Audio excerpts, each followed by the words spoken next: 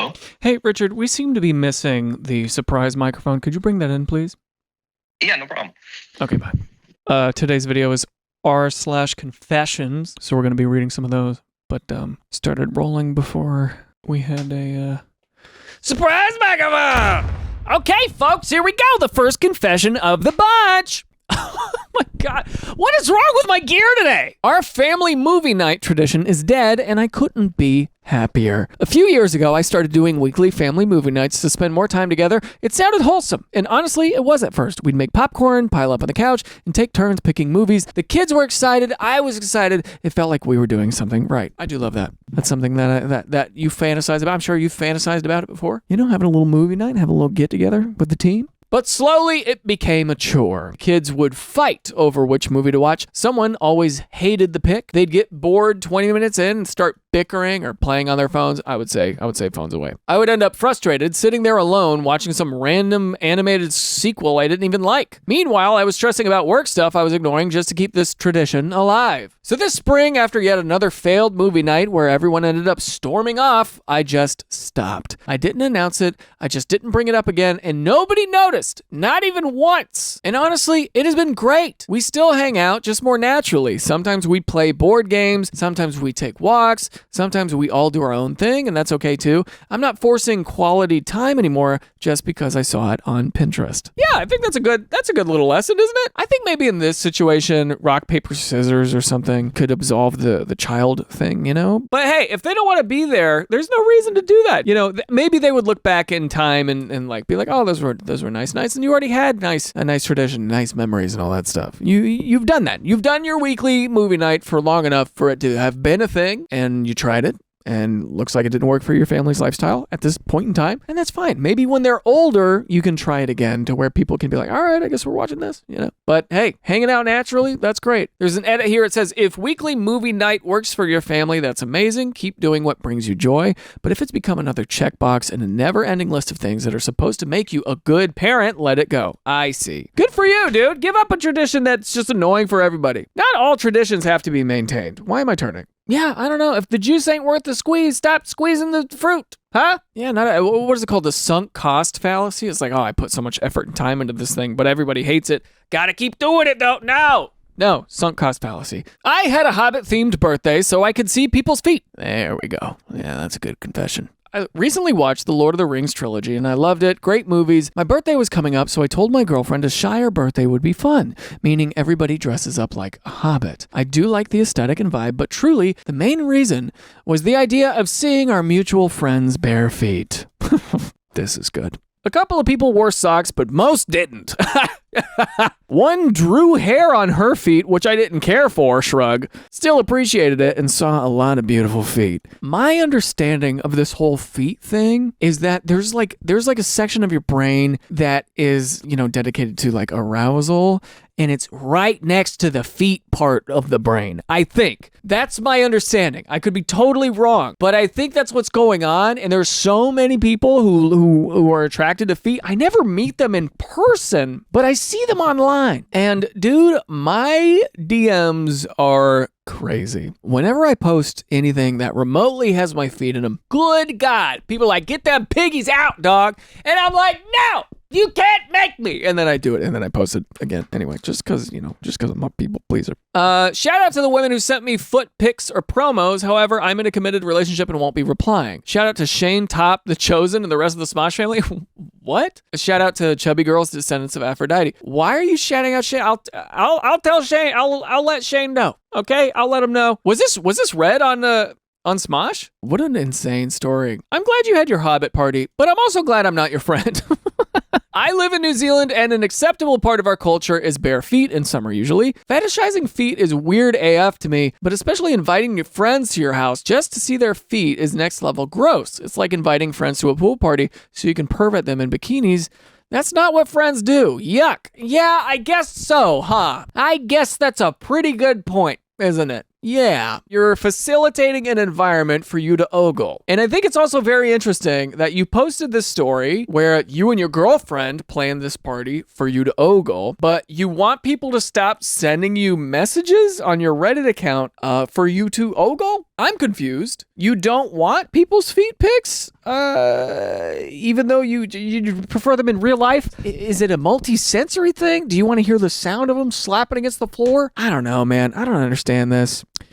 You guys want to check out my wiki feet? Let's see. Oh, actress. Great. Dude, I got a gorgeous feet score on wiki feet. Look at that, dog. Like, for example, I posted this photo about me getting a haircut, and just because I was wearing Birkenstocks, people posted this, dude. Me and CG5? Oh, God, this is a horrible photo. Why the frick? I don't know what it's about. I like a little ego stroke now and again over weird stuff. You ever have somebody compliment you over something, you're like, what? You know, you don't even think about it, and then suddenly they like, you have really beautiful hands. Anybody ever tell you have nice hands? It's like, oh my God.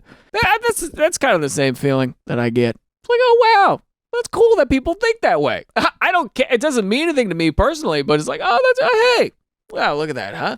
I straight up lied to children for years just to avoid an uncomfortable joke. I taught Latin chant for a few years at a posh Catholic middle school. Posh is a British term for fancy. Posh is like, have you ever been to London and like really talked to people out there? They have such a focus on like class. Like they'll talk about each other like, I'm working class. And it's like, you know, he's high class. That guy, he's posh. You know, it's a statusy kind of town. Very interesting. I've never experienced that to that extent before. So strange. Anyway, I don't know if that matters. I don't know if anybody cares. My first semester there was rough as I was a fresh music teacher out of college and really didn't know how to handle 8th grade boys. One of the first chants the priest asked me to teach was Panis Angelicus, and I died internally because I knew those 8th grade boys were going to make penis jokes given how Panis was close to penis. Tell me about it, dude. I've had to make pianist jokes my whole life. I'm always playing with my penis. All right. And I had no idea how to handle it without blushing myself. I know.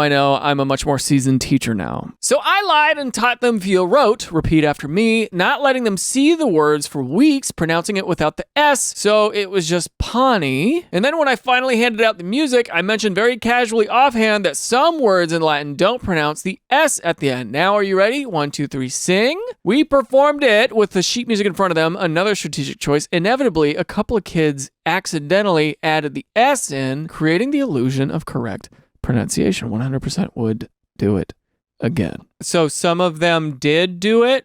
So some of them did just sing it normally. Well, that's good, right? That's good. Hey, look, I'm a big believer in lying to kids. Actually, wait a minute. Okay, here's a flashback story, okay? I had a teacher once who was the complete opposite of this. Do you know the song, My country, 'tis of thee, sweet land of liberty of thee? Okay, you know that song, right?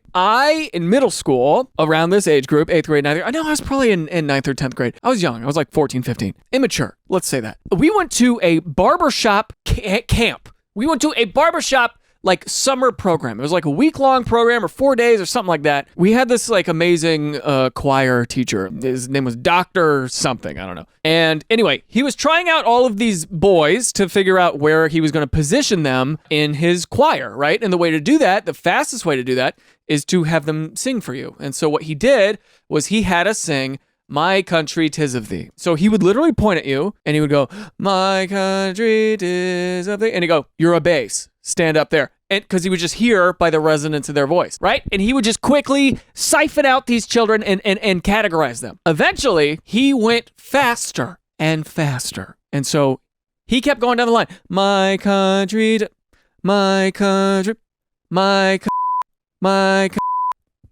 and he literally just had like 15 boys back to back saying, and in that moment, I did not realize how funny that was, but me now, as a grown-up, I'm looking back at that and I'm like, he knew exactly what he was doing. And I admire that man. I do admire Dr. What's his name? It's like sneaking a dirty joke in a Disney movie. You know what I'm saying? I don't know. Anyway, let's see what people have to say here. You prevented weeks of wasted rehearsal time. It was for the greater good. I wish my choir directors had taken this preemptive action on some of the pieces I've had to perform. It's fine for a quick laugh in the first sight read, but for kids who care deeply about their musicianship, it quickly becomes a slog when the class clown just won't let it go.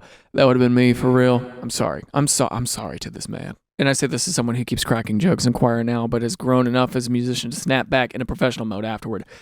Skull emoji. All right, let's see. Let's go to the next one. I couldn't take it anymore, and I did what I had to do. I apologized later. When I was 18, fresh out of high school many years ago, my dad got me into the union. What union? Screen Actors Guild. We worked together every day. We didn't have a great relationship to begin with, but the money was so good and I had nothing else going on at the time, so I made the best of the situation. My dad is a big Eric Clapton fan. I dig his early stuff like Cream and Blind Faith, but my dad loves all of his work. Can I tell you something? I can't name a single Eric Clapton song. I know he's a big dude. I know he plays guitar. I know people like how he plays guitar.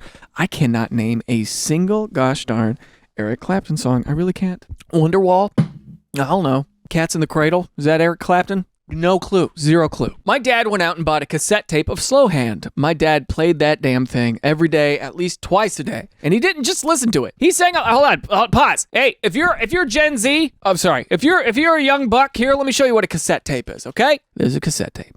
All right. Pretty cool. My dad played that damn thing every day, at least twice a day, and he didn't just listen to it. He sang along. There was some air guitar thrown in and some steering wheel drumming as well. The album started with the song The Core, and every time it came on, he'd get all excited like we hadn't listened to it 24 effing times that week already. It was a completely intolerable situation, but I was trapped. What could I do? I don't like where this is going. I know it's going somewhere that I'm not going to enjoy. Let a man like something, will ya?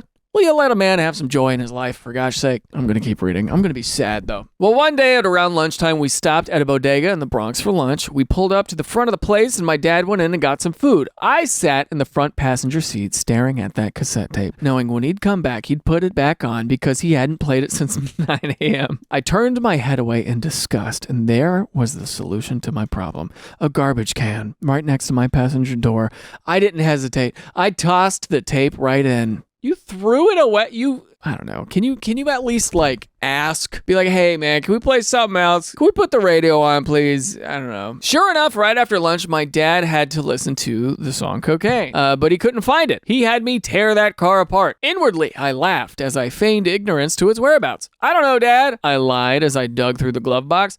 Last time I saw you were holding it. I finally told him about 20 years later. While sorry for my actions, I still hate that frickin' album. This is a good confession because this is something you actually did that is not seen as a positive. I can see where you're coming from. I too am somebody who doesn't like to listen to repeat tracks. If anybody can help me out with this, I listen to Spotify's Daily Drive all the time, which is where it'll give you a rundown of the news and then it'll play some music for you.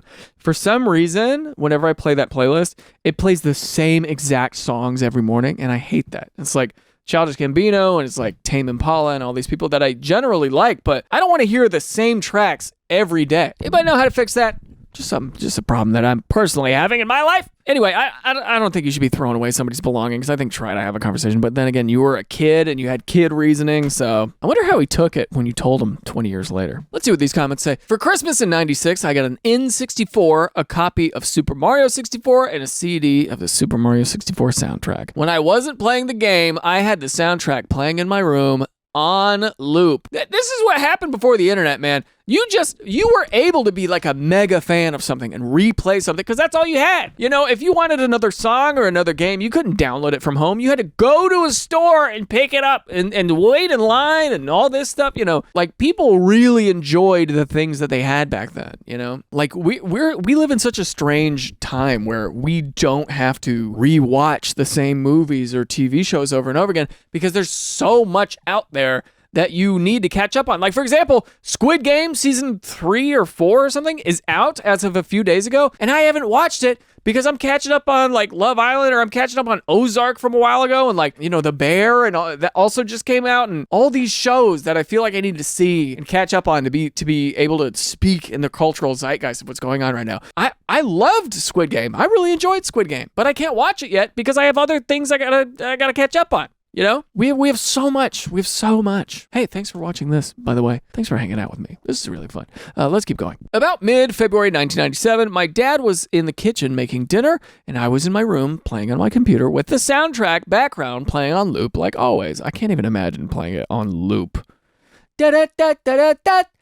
Suddenly, my door opened and I saw my dad standing there with a funny look on his face. He reached over to the stereo on my dresser, hit the door eject button, grabbed the still spinning CD, and then looked me in my eyes. "I'm sorry, I can't take it anymore," he said, and then he snapped the disc in half. "I'll buy you another one in 2 weeks. I need the piece." That's crazy. I like that he said, "I'll buy you another one in 2 weeks." He's like, I just need 2 weeks. Because, hey, sound torture is a real thing. Music can be used as a tool of psychological warfare. The term music torture is sometimes used to describe the practice. While it is acknowledged by the United States interrogation experts to cause discomfort, it has also been characterized as having no long-term effects. Okay, so it's not like you're going to get, you know, brain damage from this. Okay, so that's what this kid was doing inadvertently to their dad, just by playing da-da-da, just you know, just over and over again. What happened when he told him? Oh, this is the Eric Clapton story. Let's see. A little fake outrage. He couldn't understand why at first. We were at a family event with his brothers and other family around, and I told the story more or less the way I told it here. So he pretty much just laughed and said, "I always wondered where that tape went." That is funny, but it's also sad. You don't throw away something somebody likes because it annoys you. I do get where it's coming from, though. I just can't. I don't know. What a good confession. Anyway, hey, if you're gonna throw a party, try to put some shoes on. We see through your tricks.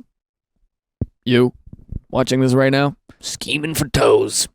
Outro.